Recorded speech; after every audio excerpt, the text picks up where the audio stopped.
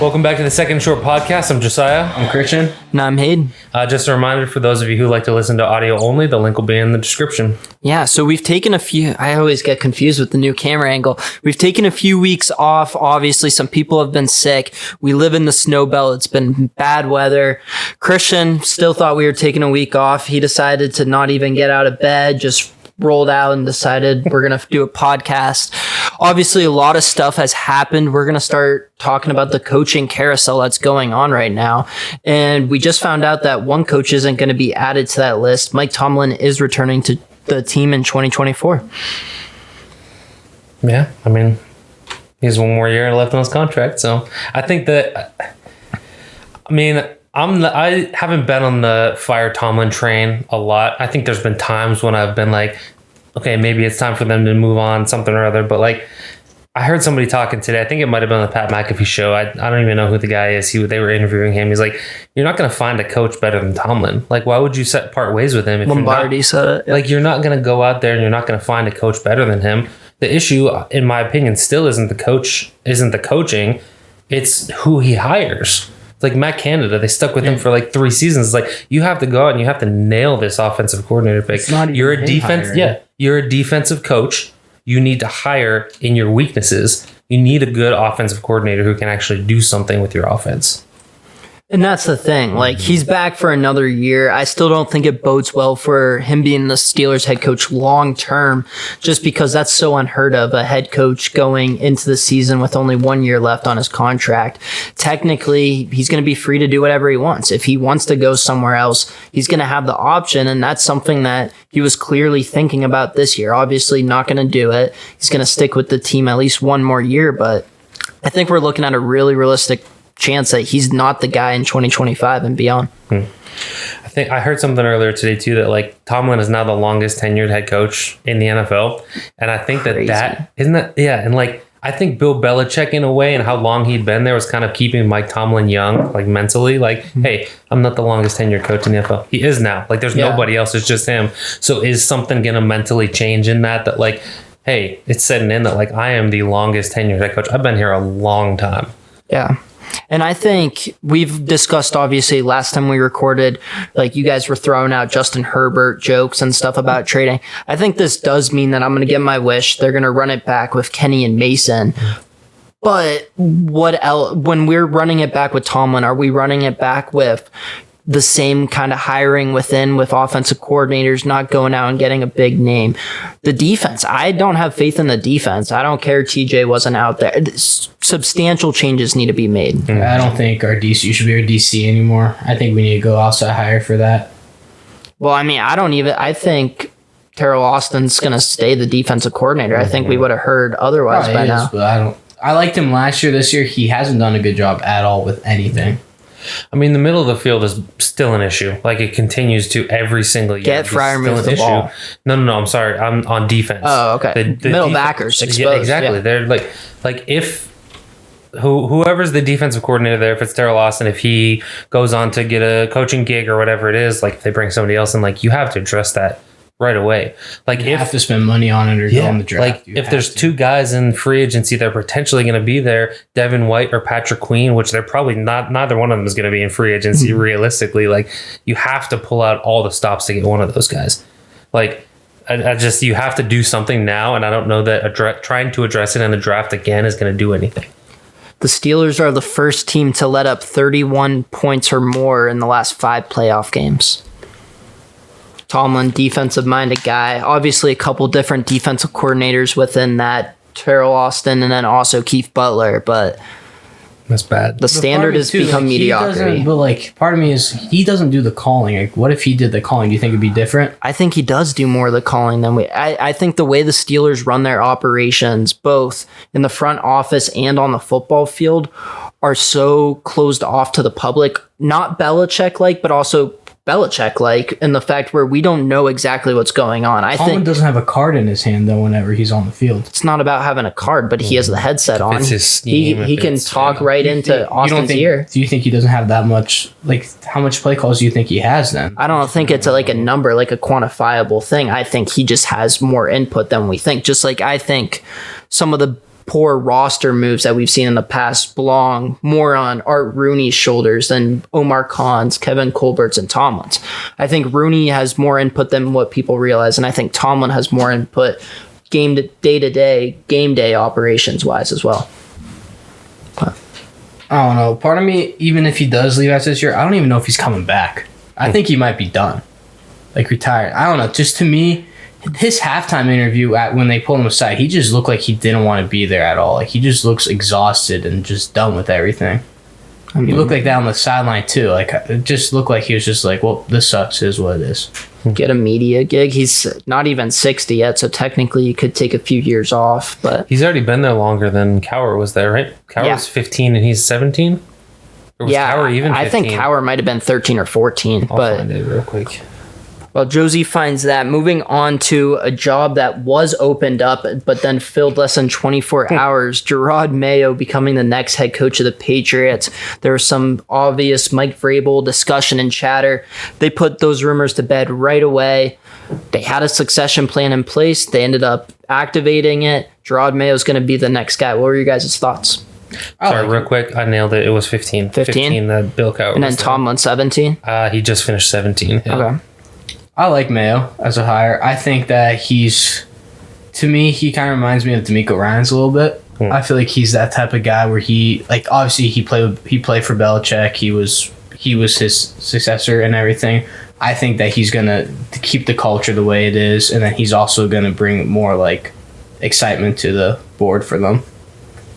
I think they did right by him. I think he would have had head coach opportunities. We know he turned down interviews in the past because of the succession plan. So they did right by him. But this guy's as Belichick as you can get. I think when they played, they called him mini Belichick. He's never played professionally for any other coach, and he's never coached professionally for any other coach. All he knows is Bill Belichick. And we've seen it before. Josh McDaniels, Matt Patricia. These guys have a lot more Bill in them than they think. Mayo might have even more than that. Weren't we just discussing about how New England needed a breath of fresh air, like a changing of the guard? I agree with Christian. I like the hire, but I just question how much of a change it really is and if it's going to be enough change. Where the offensive coaches are the new hot thing. Mayo's a defensive guy. That doesn't fix the offense, whether it's Mac Jones, Bailey Zappi, or other next year. Drake Tam. Did they hire a new GM yet or no? No. GM role's still open. We'll see when they get the GM. Yeah, because that was Belichick making decisions. He's obviously going to have input, but he's not making decisions who he does for offense. So I'm kind of leaning towards both of what you guys are saying, to be honest with you, and the fact that I do like the hire. I think that Mayo can be a good fit. I think he fits the criteria of the younger coach. He's now the youngest head coach in the NFL. Yeah, right? But I think he's a year younger than McVay. Yeah. So youngest head coach in the NFL, which fits the mold that everybody's moving in a young head coach direction. And along the lines of what you said, Hayden, it's the Patriot way thing, it's kind of dated at this point. We kind of saw that a little bit with Belichick. Is that does that work with these new younger players that aren't don't respond as well to tough coaching? You look at some of these stars in the past, like Tom Brady. Obviously, he got tough coaching from Bill Belichick. Michael Jordan from Phil Jackson to transition into different sports. These old players responded well to tough coaching. And newer players don't really seem to respond the same way to tough coaching. And so if Jerod Mayer is going to stick to his guns with that Patriot way tough coaching kind of thing, is it going to be as successful as it could be with a younger leader type, individual? I don't know. But I mean, I like Mayo, so I do hope it works out. But if it doesn't, they could just move on from him if they really want to. Right? I mean, Robert Kraft's getting there in age. He doesn't have too many more cycles in him. Moving on to the team that Bill Belichick actually already interviewed with, the Atlanta Falcons. He interviewed with them today. It's an interesting fit. I feel like they need more of a guy to take accountability and just hold everyone else accountable. I felt like that was lacking sometimes with Arthur Smith, where he just got up on his high horse and thought that it was smart to not get playmakers like Bijan Robinson, Kyle Pitts the ball. It doesn't come across right when you're an offensive guy not using your most talented skill players. I agree that it's not fantasy football and we can kind of overreact with some of that stuff, but Tyler Algier, love him to death, but he should not be out rushing Bijan Robinson. Yeah. To me, it just feels like a weird move. I don't know. I just feel like him in Atlanta's weird. I kind of just want to see him go to Dallas. Well, we'll get to Dallas later on, but I don't know. To me, Atlanta's tricky because I think it's a scheme-based team right now when you think about offensive. So, like, offensively, they didn't fit the players into what Arthur Smith's scheme was, right? He wanted to run the ball 100 different times, do this and that and whatever. Like, I feel like Atlanta's offense is set up to be like almost a West Coast offense, right? You have Drake London, who's a good wide receiver. You have Kyle Pitts, who's a good wide receiver. You have players there. You have Bijan Robinson, who could run very well out of the gun. Like, you need a good quarterback and a guy who can run the spread or the West Coast or whatever, but like you also need a scheme, right? And like you need a coach who's going to come in there and scheme his players to be open. And Bill Belichick can do that, but I don't know that we really would consider Belichick's offense to be a spread or like a West Coast. it's not his offense. Like that, yeah. It's the McDaniels O'Brien offense, if anything. Yeah. Obviously, McDaniels might follow him wherever he goes. I don't know how this would work if Belichick ends up being the guy in Atlanta, but I think who's the perfect West Coast quarterback that all the West Coast offenses love? Kirk Cousins. I don't think Minnesota's going to let him hit free agency, but I think that that's going to be their top guy almost no matter who they bring in as head coach, just because that's the guy who the West Coast offense is Kyle Shanahan, Sean McVay. Those are the two who can't get enough of Kirk Cousins. I think him with those skill players would be scary. Like I said, I don't think Minnesota's letting him walk out of the building, but something to watch out for. Part of me too is I think they have so much invested in the offense. They have to go a great offensive minded guy, and then you have to just spend the money. You have to make a nuts DC hire because obviously the defense needs help, but you spent so much picks into that offense that you need to make them work. Yeah. I think another name, I mean, we're not going to obviously talk about quarterbacks and who's available and whatever in this. I'm sure we will at some point, but I did mention earlier in the year this year that like if the Dallas Cowboys didn't win a playoff game, I think Dak's available for the right price.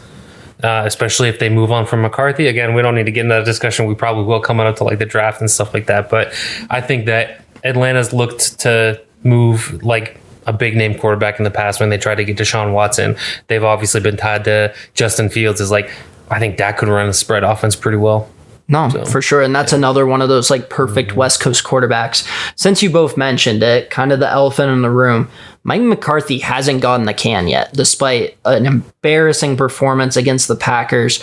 He's still the head coach, and I feel like we would have heard something by now. Christian mentioned Belichick, which is ironic because when I threw that name out earlier this week, I feel like you kind of didn't like it as much. I don't want to go in there because I hate Jerry Jones. I don't want the Cowboys to be good, and I think he's a scumbag, but it would be an interesting fit. And then Bill Parcells, his mentor, obviously his last stop in the NFL was in Dallas, so kind of would be following his footsteps. Obviously did the same thing in New England.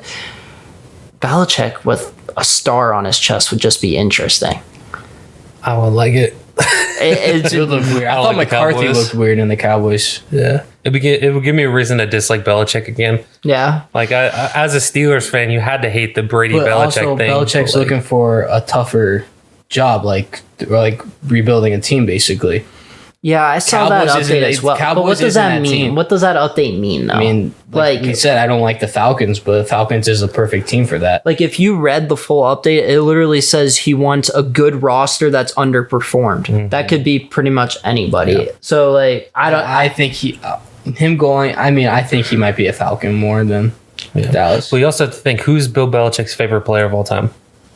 Lawrence Taylor. And who draws the most comparisons to Lawrence Taylor? I'm not saying they're warranted. I'm saying who draws the most comparisons to Lawrence Taylor? Micah Parsons. You think that Bill Belichick wouldn't jump at the chance to coach Micah Parsons?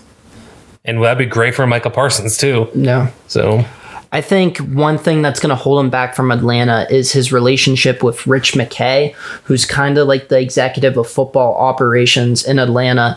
Him and Belichick didn't always get along in New England. I think that is kind of being underreported right now. I don't know if that's going to be a good fit. Dallas is one team that still may fire their coach. The other team where we're still kind of in this topsy-turvy relationship, Philadelphia. Nick Sirianni, despite making the playoffs 3 straight years to start out his career as a head coach, he seems to have lost the team. They're doing things that he just did not call out during the game. That locker room has so many veterans that were still like, it's the end of an era. It needs to be like studied how they downfall like that. Like 10-1 to losing what, like 6 of the last 8 or something. They were 2-6 after the Chiefs win. They didn't get to 12 wins. They were 10-1 and they did not get 12 wins on the season, including playoffs. End of an era. Jason Kelce, everyone kind of had a feeling this was probably it. You called it that you think actually Travis might be done also. Brandon Graham said that he wants to return for another year. Lane Johnson's getting up there. Darius Slay's older. Zach Ertz, not on that team, but just an end of an era in Philadelphia, and they just kind of seemed lackadaisical. Nobody could step in. AJ Brown, very spirited. There's nothing out of him. Jalen Hurts, that's the $40 million franchise quarterback that everyone's telling me should be an MVP candidate. Yeah. Like, and granted, he's played through injuries, but Sirianni, despite having an incredible record through 3 years, I think is in real danger. And I feel like that honestly might be a better fit for Bill. Yeah. I think I like Sirianni. I didn't want him to go, but I think he needs to go now. Philly doesn't want him. Yeah. It's just, I don't get how you change defense, and that didn't work out. You don't change your offense at all when nothing was working somehow. Yeah. How do you not change what you're doing? See, the thing that stands out to me about watching this Eagles thing is that, like, I mean, you had to have, as an Eagles player, you had to have some idea that it was Jason Kelce's, like, one of his last games, right? Like, this is his last year. I think back to, like, the Steelers when it was Marquise Pouncey's last game. It's like, they got in a hole early. That was against the Browns, if I remember correctly. Yeah, they were against the Browns. They got in a hole. What happened? The team rallied around and they made a comeback. It was actually a close game by the end of it. Big Ben threw for 500 yards in the game because they rallied and they wanted to send Marquise Pouncey off with a good point. They wanted to do all these things. Like, I didn't see that from the Eagles at all. 9 points, right? 9. You were getting outplayed by Tampa Bay. Todd Bowles, because I think the loser of that game was going to be on the hot seat. Yeah. I think if the Bucs lose that game, I think Todd Bowles has already been fired. I think we're talking about Pete Carroll, Bill Belichick. We're talking those kind of rumors into Tampa. Yeah. I don't know. It looked bad. It's a bad look for the team, and it just looks bad as a fan. And they're not scared to just let him go. They've done it before. Well, I know we're talking about head coaches too. What pisses me off too is fans want Howie out, and I'm like, I get that, like, it sucks like that, but you might have like the best GM of all time. But yeah, like he makes the moves he needs to do to get the team on point. It's the coaching. He does what he needs to do every year for you guys. And that's why I think Belichick would be such a good fit. Obviously a talented roster, but Belichick's still a day-to-day, game day-wise, a great coach. If we're talking just X's and O's, he's still one of the best. The problem is all of his front office decision-making and just kind of being disgruntled with the media. Guess what? Howie Roseman is great with the media. He's great with the fans. And he does a heck of a job building a roster. Have Belichick just come in, have all of his supplies, all of the roster maintained and ready for him, and then I think magic could happen there. Right? Those two are probably the most logical fits for Belichick right now. Philly and I think I'd rather Dallas. see him in Philly. Yeah, I think Philly's, and then Atlanta, a third option for now. Yeah. But moving on to the Raiders currently, Antonio Pierce versus Jim Harbaugh, right? I don't know if there's anybody even as a third name worth mentioning. Yeah. Pierce. I'm a Pierce fan. I mean, I want Harbaugh more to the Chargers, which we're obviously going to get to the Chargers later on. But I don't know. I think Pierce earned that job at least to get a shot next year, and I think you do it. You literally, your best player on your team literally said, "I want traded if you don't do it." Like, how do you do that? Like, you got to keep your best guy, and then you want to do that. No, and I'm actually really conflicted because I think Antonio Pierce deserves the job. I think he'd do a great job. But I think hiring Jim Harbaugh for almost all of these teams puts you in a Super Bowl conversation if you can stick with him for like 8 to 10 years at least. Mm-hmm. I think you will get a championship. If Pierce didn't do good, I would love him as a Raider, but Pierce did good. I think Pierce deserves the job. The 49ers would have as many Super Bowls as the Steelers and as many as the Patriots, if not more than the Patriots, if they would have stuck with Jim Harbaugh. But they didn't, which he's a hard person to get along with. Mm. But because of that, you got a weird year of Jim Tom Sula running the team, followed by a year of Chip Kelly. And then obviously now they have Kyle Shanahan, so they're doing all right. But still no Lombardi. They're still searching for number 6. Mm-hmm. Yeah, I don't know. Obviously the Chargers have been brought up with this because of the whole Jim Harbaugh thing. But, of the two that you're looking at, you're like, the Chargers is way more enticing. Right, it's like they have a better roster, right? They have a higher draft pick this year. Do they have a better roster?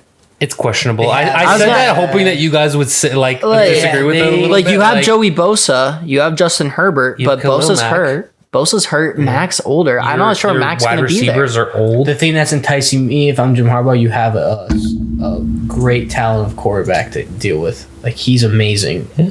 He could throw the ball almost like 80 yards. I would love to just coach Herbert.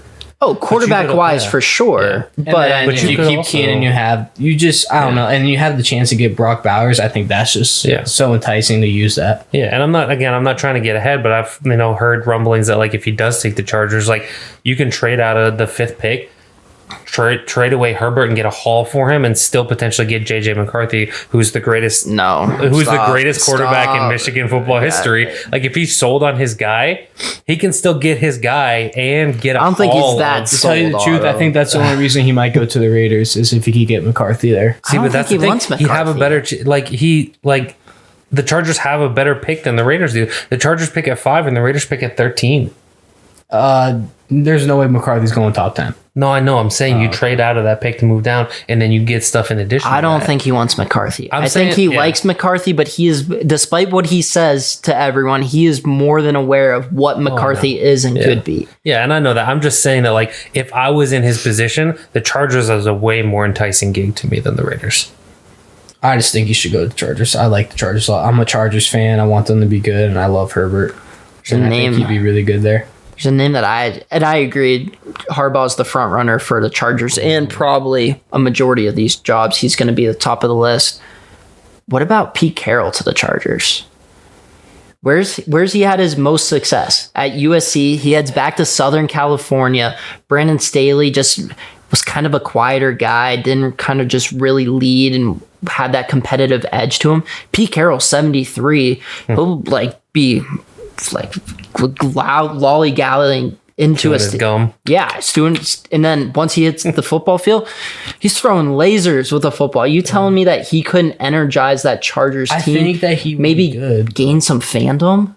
If we're talking, let's be realistic. The NFL's a business. You want to sell tickets. Jim Harbaugh is one of those names, but if you can't get him, Pete Carroll is also. Yeah. I don't think he'd be bad there. I don't know how many years you have left with him. Once you hire him, he's already. I don't even know if you can get 7 years out of him until he's 80. Oh, I don't think 7. But how many coaches make it to 7 years? I think the Chargers are honestly in the mode keep Herbert, but I think it's they're going to rebuild a little bit. It's going to be a year or two, and that's why I think I want them to do Harbaugh because Harbaugh's younger, and then it's Harbaugh's team basically. Well, no, and I think that they prefer Harbaugh as well, but also all these teams prefer Harbaugh. So although he probably is most attracted to the Chargers job just because it's been well coveted, on the off chance you can't get him, especially if he goes to Vegas, because I'm sure Mark Davis knows that he wants the Chargers job. He's going to be doing everything possible, throwing as much money and power his way as well. With what money he has, he has to pay so much with that. That's why I think they got to do Pierce too. Well, Spanos is still paying off the stadium too. All of them are rich, but also have money tied up. Mark Davis will find the money if it means bringing Harbaugh to Vegas. He'll just skip his haircut next month. Yeah. So, he makes me feel good about my hair.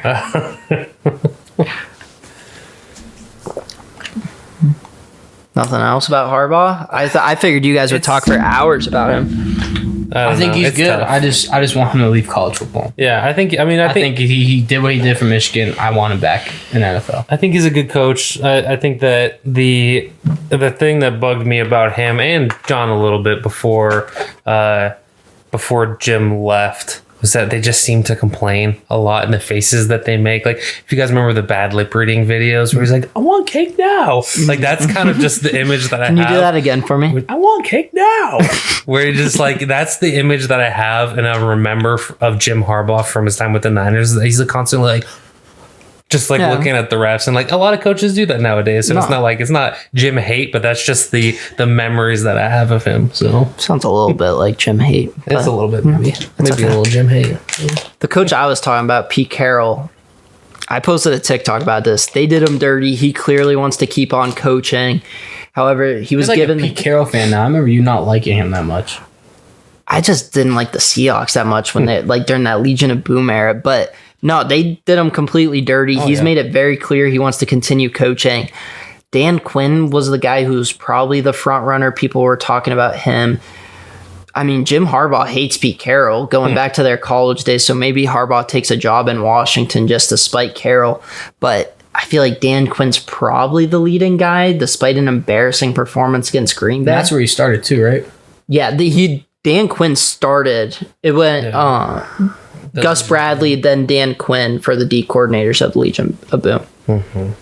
So, but same thing. Like, if for me to hire a defensive coach, I want a younger guy who I'm comfortable is going to be there for 20 plus years. Mm-hmm. Kind of like what a Tomlin was, kind of like what a DeMeco Ryans is now, a Mike Vrabel. Mm-hmm. Dan Quinn's older. He's already been a head coach once. I think he deserves another head coaching opportunity, but there's just not enough juice there for me to really get excited about a Dan Quinn hire.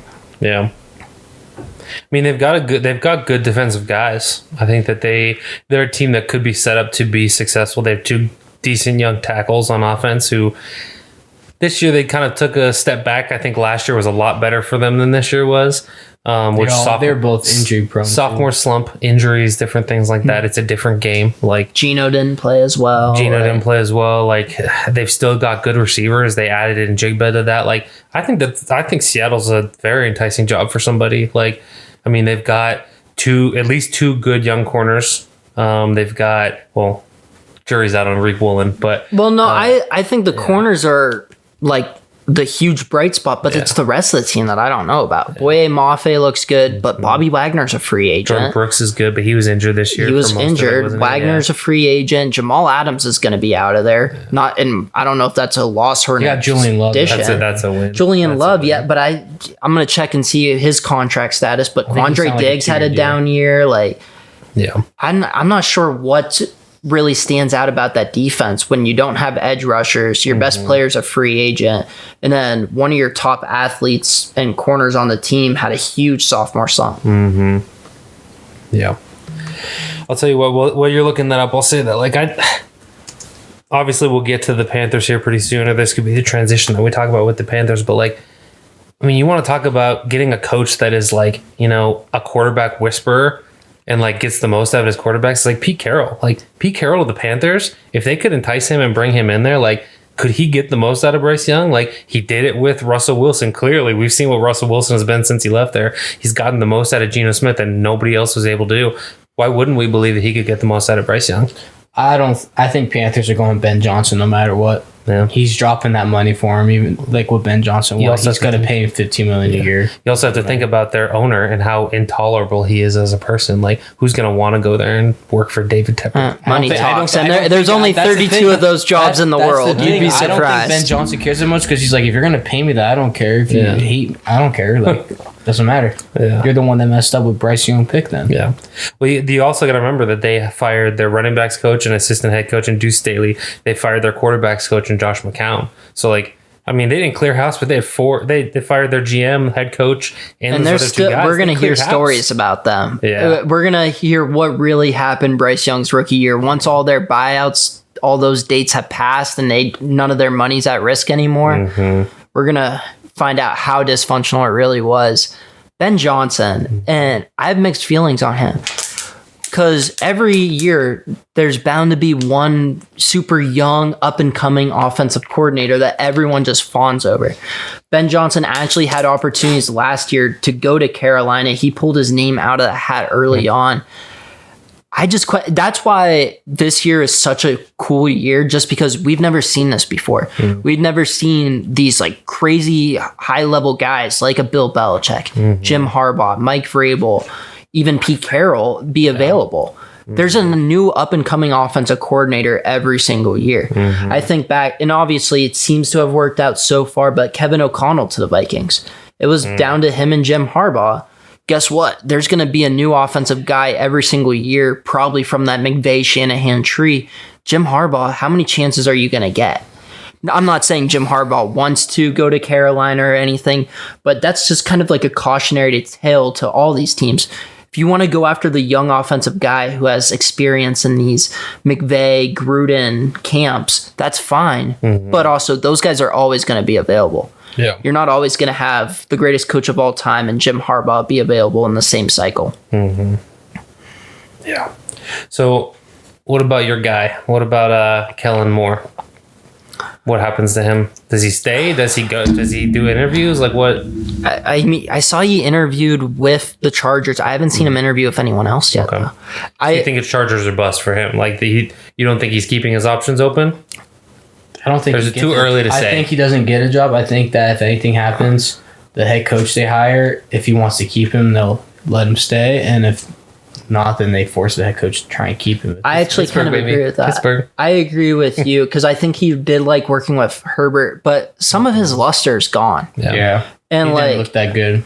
I still think he's a very good offensive coordinator and has the chance to be a really good head coach.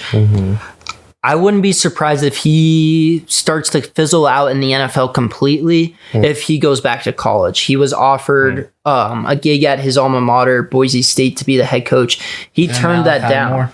Well, he turned that down already, and that's not going to be this year. But if we don't see a Kellen Moore head coaching opportunity in the next 2 to 3 years, I think he's going to shift his focus to the college because the dude has some sort of talent. He's been talked up as a potential head coach since he was a player. So going to be interesting to see where he goes. I haven't heard his name floated out for any other team though. No. So I mean, what if in this scenario, like, I'll ask you this: is this something that you would like to see? Bring him to Pittsburgh as the OC and have a transition plan where he becomes the head coach when Tomlin leaves. I know that's not typically the way that Pittsburgh operates, but like, in your opinion, would that be something that could see success? If they bring in Kellen Moore, I will 100% be excited just because it's a name. And I know that we shouldn't get excited over names, but it would bring a breath of fresh air. I'm not saying it would be a good fit, but I would like it. I could see him working all right with Kenny. I just don't think it's a great fit in the short or long term necessarily. Just because I think we all know what's going to happen in Pittsburgh this upcoming season. Any doubt was put to bed when Tomlin told the players he's coming back. However, the future has never been more uncertain, probably since the 1969 season when Chuck Noll took over. We have no idea what's going to happen in 2025.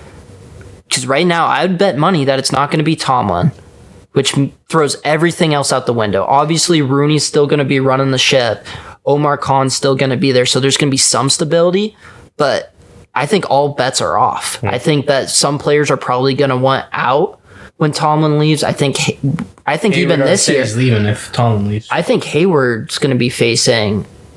They're forcing going retirement? to ask him to take a pay cut again this year, as they Force him to should. retire like they did with Polamalu. Yeah, Which I wish. what they tried to do with Ben. Yeah. They didn't think Ben was going to come back for $15 million, and then he did, and they're like, "Oh crap! Well, guess you're playing quarterback again this year." So, I think obviously don't want to go too much back to Pittsburgh, but I think there's a lot of uncertainty there. I don't know if that's obviously if Kellen Moore was offered this kind of succession plan, you take it because, like I said, 32 jobs in the NFL. Pittsburgh's one of the better ones, even when we're in our slump like we have been.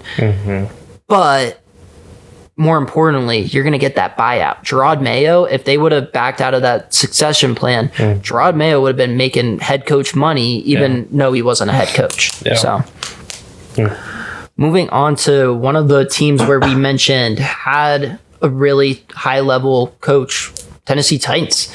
They move on from Vrabel, and this was very dysfunctional. I was vocal about this on TikTok also. What were your guys' thoughts? Stupid. Until I realized that Vrabel said that it was a struggle. He wanted to control the roster and they wouldn't give it to him, which I think you're dumb to get rid of a good head coach who I think wants to win every year, and then you just hire stupid GMs. I mean, look, I don't know about this new GM because he hasn't done much. Second year. Yeah, like he from San Francisco, Bobby Slowick. He made the Will Levis trade for him, and I mean, he could be their next guy. He didn't look bad for them, but I don't know. I think you gotta let Vrabel have the choice there. Yeah, I mean, honestly, like, I think I was talking about with one of you guys that, like, it doesn't sit right with me that he was fired. Like, we had talked about it before. Like, he obviously wasn't going to be in Tennessee next year. They But did like, right by him.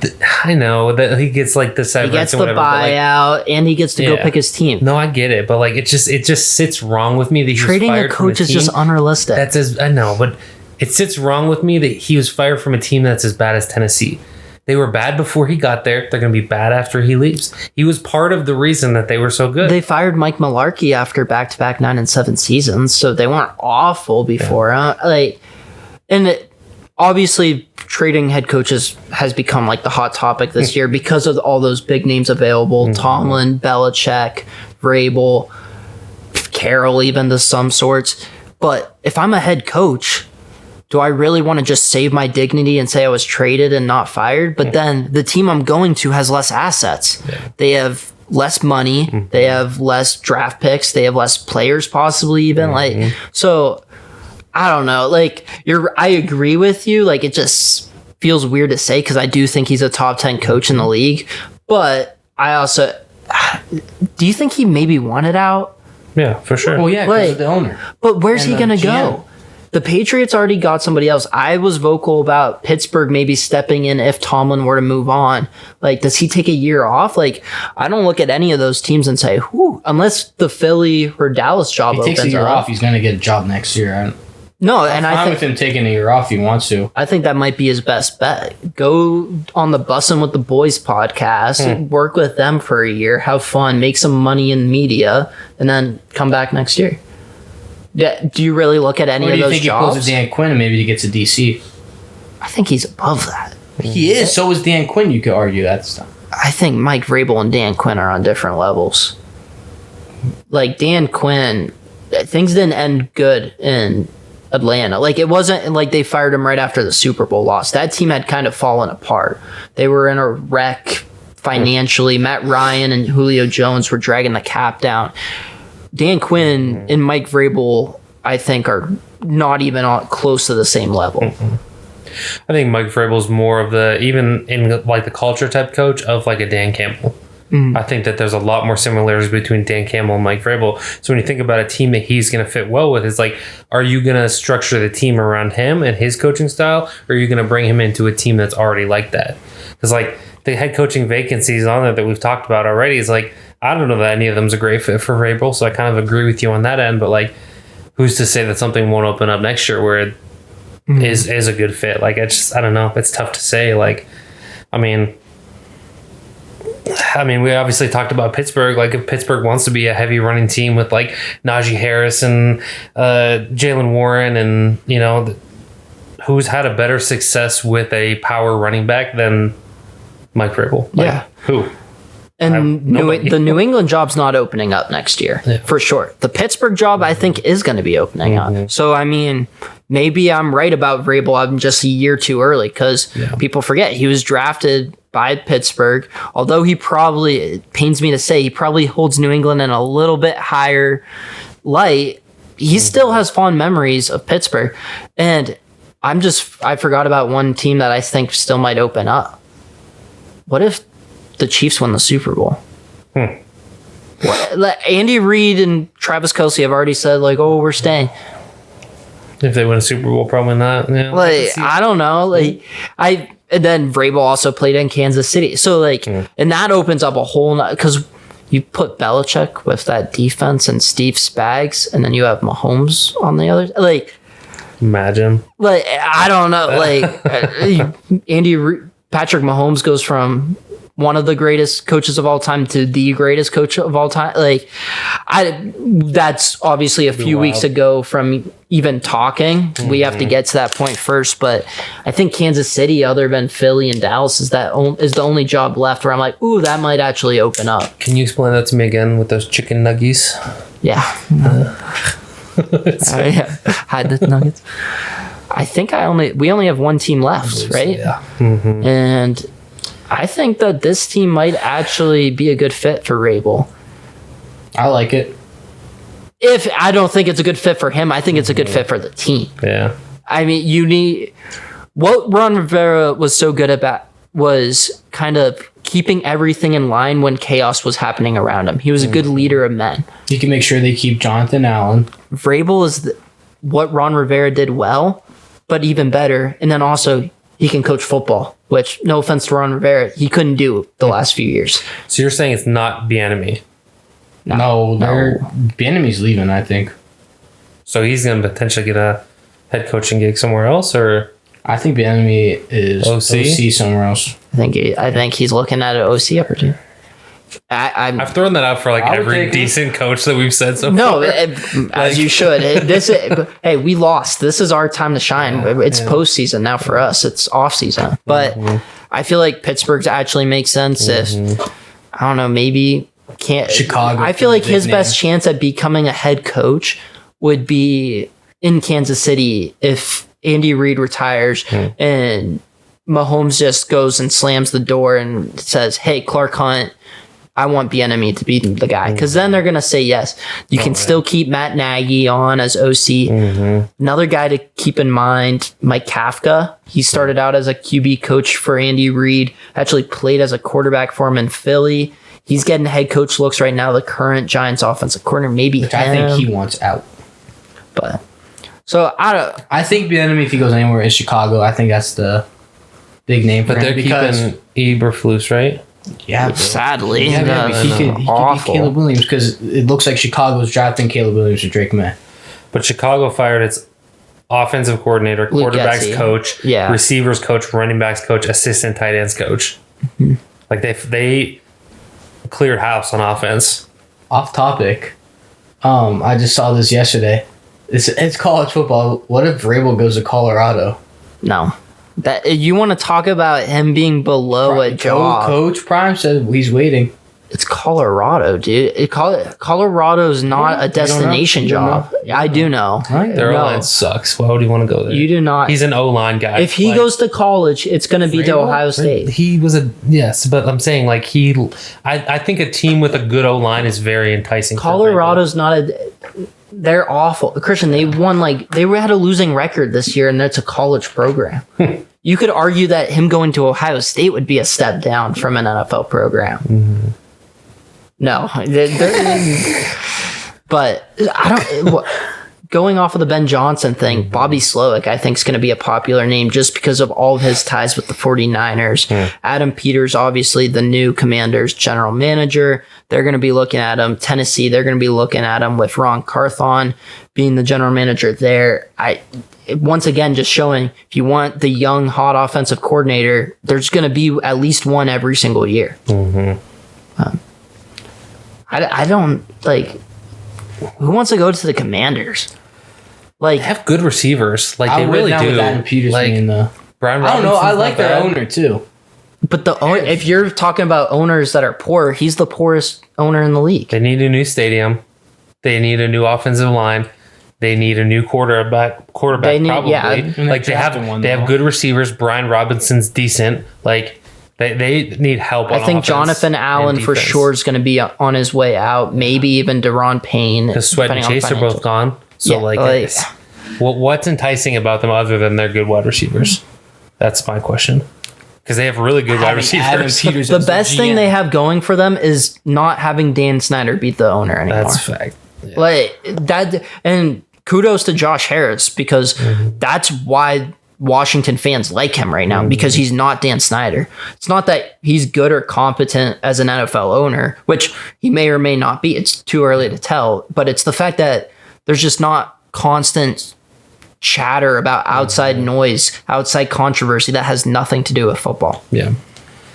Yeah. I think the thing to watch with the Commanders, and I mean, it's not necessarily about the head coach, but like, you know, if they're looking to potentially even move up into that one spot, which I've seen some mock drafts where they move up into the one spot to make sure that they secure the guy that they want. Like, I mean, they've showed in the past they're willing to move on from their star players, whether it's their star left tackle or letting Morgan Moses on the right side walk or trading away their 2-star edge rushers. Like, potentially look for them to trade one of those wide receivers. I think Terry McLaurin's probably the name to watch. I could see him moving this offseason if they were trying to move up in the draft or something like that, which... As a fantasy owner of Terry McLaurin, I would love, but at the same time, it's like they've shown that they're willing to move on from their stars, and they don't really seem to care that much about their players. It's not their team. Yeah, the new owner came in; it's not his team, and they don't seem happy. So I get why. Yeah, might as well not make players more mad at you. Yeah, so you could get players to come in too. Final thoughts on the divisional round this weekend. Let's go Houston. Actually, I don't mind Baltimore this year, but let's go Houston. I don't know who to cheer between the Bills or Chiefs. I'm going Bills probably because I hate the Chiefs so much, but I hate the Bills so much too. I just want an NFC team. Yeah. Niners, Lions, Bucks. I want Houston or Lions. See, tell me if this is a crazy thought. I think that Houston, of the 3 teams other than Baltimore, has the best chance to beat Baltimore. Is that a crazy thought? No. I think if Houston doesn't win this week, Baltimore's going to the Super Bowl. You got to think. Houston played them week 1. I don't think so. I think it's Buffalo or Kansas City still. Really?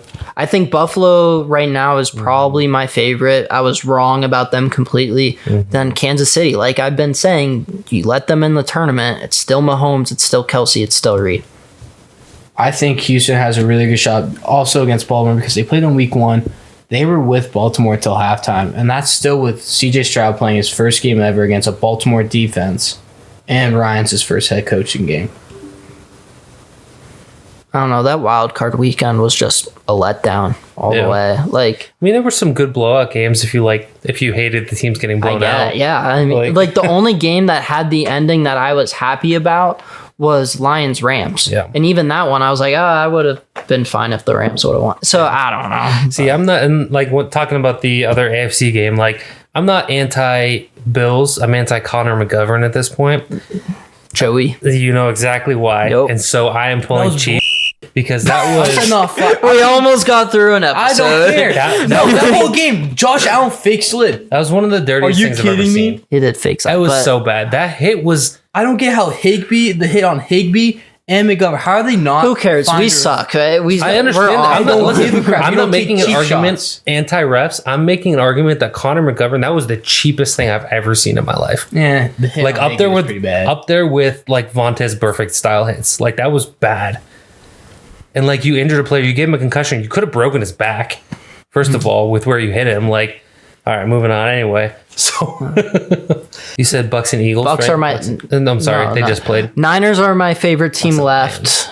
I'm a Kyle Shanahan rider. And then number 2, Lions. I love me some Jared Goff. And then number 3, probably Tampa. Not gonna lie to you, I kind of wanted Detroit to lose after all those dirty hits. That hit on Stafford made me mad too.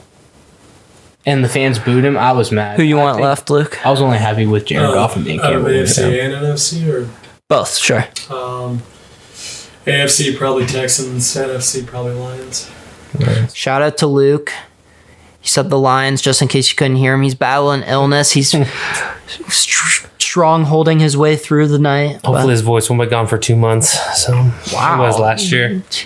Well, yeah, that's it was like 2 months it was gone for last year. 2 years ago, sorry. 2 years, yeah. All right, well, let's wrap this up so Luke can go get some soup so I can actually hear his voice again next week. This has been the Second and Short podcast. We'll see you next week.